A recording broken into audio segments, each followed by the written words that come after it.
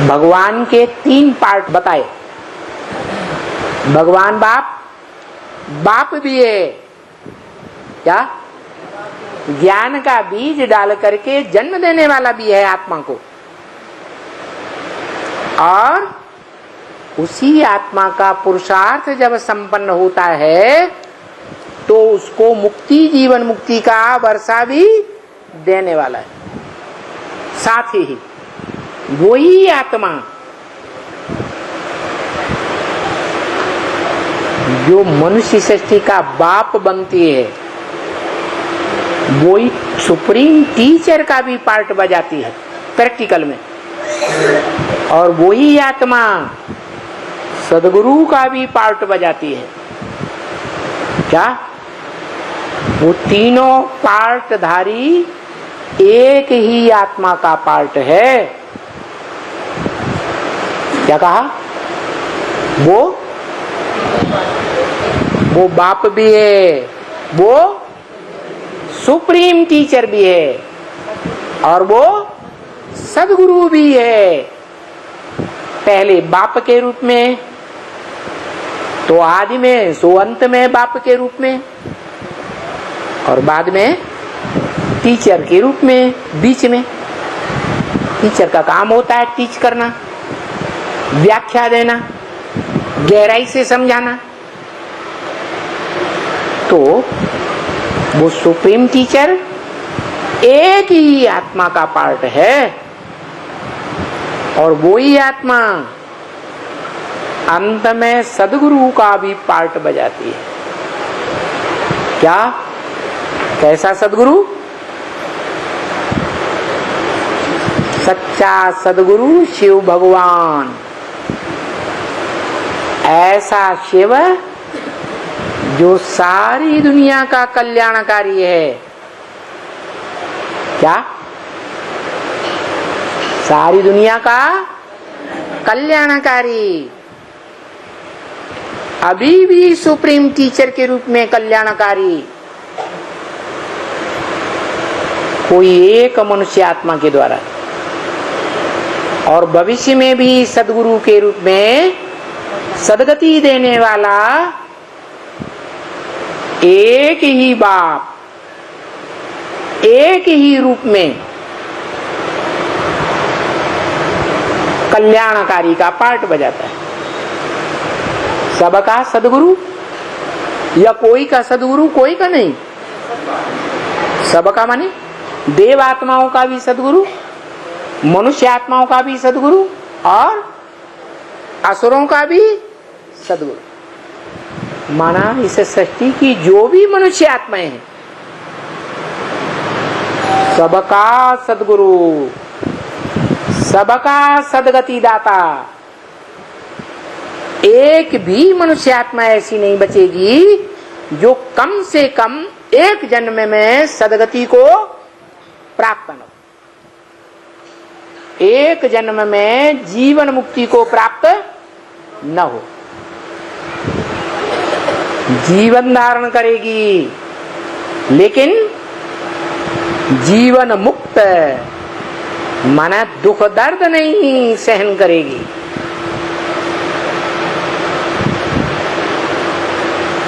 भले कोई में प्रवेश करके पार्ट बजाएगी, लेकिन उस आत्मा में इतनी शक्ति होगी कि जब चाहे प्रवेश करे और जब चाहे वापस आ जाए। जैसे जीसस को कीलियां गाड़ी गई, तो जीसस की आत्मा को दुख होता है या क्राइस्ट की आत्मा को दुख होता है? जीसस की आत्मा को दुख होता है। क्राइस्ट की आत्मा दुखी नहीं होती। वो इतनी शक्तिशाली है, इतनी सात्विक है, सतो प्रधान है। जब उतरती है तो पहले हर आत्मा सत्व प्रधान होती है, तो दुख सहन करेगी? नहीं सहन कर सकती। वो फट से निकल जाएगी, फट से प्रवेश कर सकती है। ऐसी स्थिति ब्रह्मा के उस वंश के बच्चों को जो सूर्यवंशी बच्चे कहे जाते हैं, ऐसी शक्ति धारण करनी है। कैसी शक्ति है? जब चाहे तब किसी में भी प्रवेश करे और जब चाहे तो वापस आ जाए।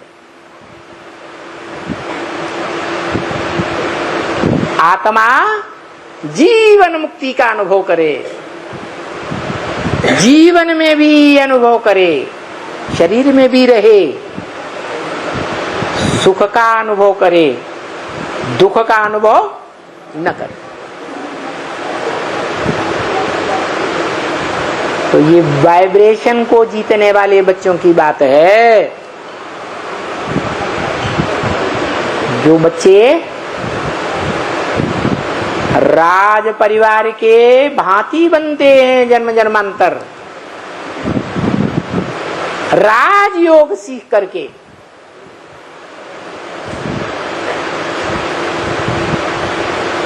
ऐसे भांति बनेंगे कि उनका आज तक भी शास्त्रों में गायन है गोप गोपियों के रूप में। क्या है? बोल गए। अतीन्द्रिय सुख पूछना हो तो गोप गोपियों से पूछो। ये गोप गोपी नाम क्यों पड़ा? क्यों नाम पड़ा?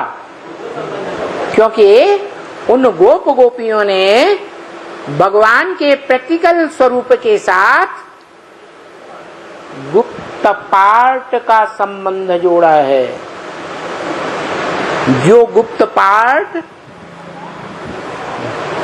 इंद्रियों से कनेक्टेड है, आंख के द्वारा भी हो सकता है।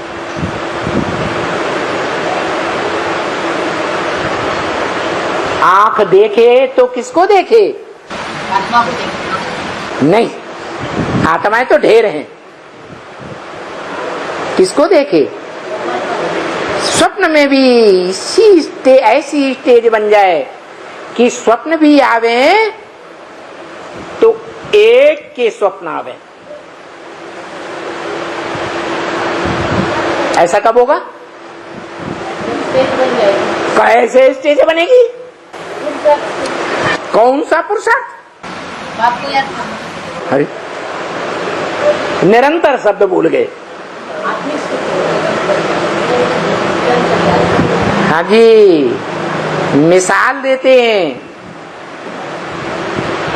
कि कपड़ा बेचने वाला बजाज सारा दिन क्या धंधा करता है? कपड़े फाड़ फाड़ करके बेचता रहता है। तो रात में उसको क्या सपने आते हैं? अपनी धोती फाड़ देता है। ऐसी स्टेज कैसे बनेगी? जब गीता में लिखा हुआ है,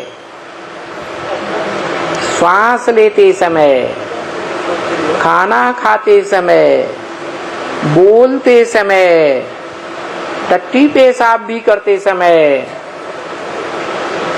हर क्षण कोई भी इंद्रिय से कर्म करते समय एक की याद में रहे, निरंतर याद में रहे। क्या ये स्थिति कैसे बनेगी? कैसे अभ्यास होगा? सारा दिन पेट के धंधों में लगे रहेंगे तो अभ्यास पक्का हो जाएगा? ये सत्यानाश हुआ है। पेट के धंधे से सत्यानाश हुआ तो क्या करें? बाल बच्चों को छोड़ के भाग जाएं? नहीं, बाहर रह के करना है। बाहर रह के करना है ना, बाकी श्रीमत है। हाँ, क्योंकि बोला है ये अंदर का पुरुषार्थ है, ये बाहर का दिखावे का पुरुषार्थ नहीं है। इसलिए बोला है अंदर वाले रह जाएंगे और बाहर वाले ले जाएंगे। वो रहते तो बाहर हैं, लेकिन अंदर से क्या उनकी मन बुद्धि में खींच होती है आकर्षण होता रहता है, ये कोई नहीं जानता। जैसे